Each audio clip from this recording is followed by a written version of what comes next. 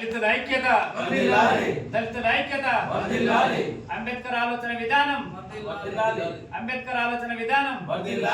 జై భీమ్, జై భీమ్, జై భీమ్, జై భీమ్.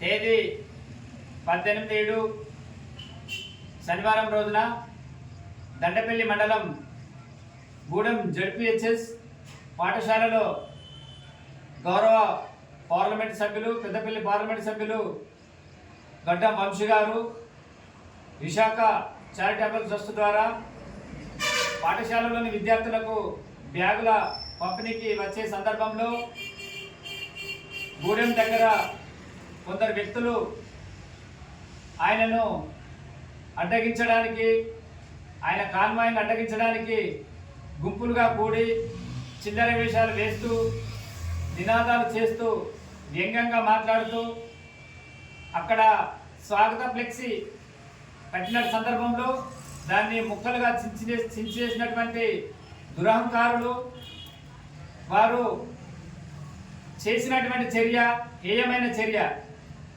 ఒక పార్లమెంటు సభ్యుడు తన పార్లమెంటు పరిధిలోని 7 నియోజకవర్గాలలో వారు ఆ ప్రజలు ఆ పార్లమెంటు సభ్యుడిని ప్రజాస్వామ్యబద్ధంగా ఓటు వేసి ఎన్నుకోవడం జరిగింది.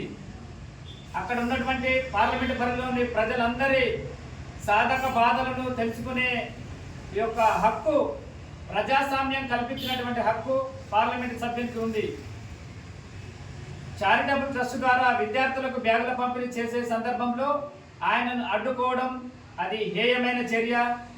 ఇది కొందరు పనిగట్టుకొని ఆయనపై దురహంకారంతో చేసిన చర్యను దీన్ని మేము దండపల్లి మండల దళిత సంఘాల ఆధ్వర్యంలో తీవ్రంగా ఖండిస్తున్నాం.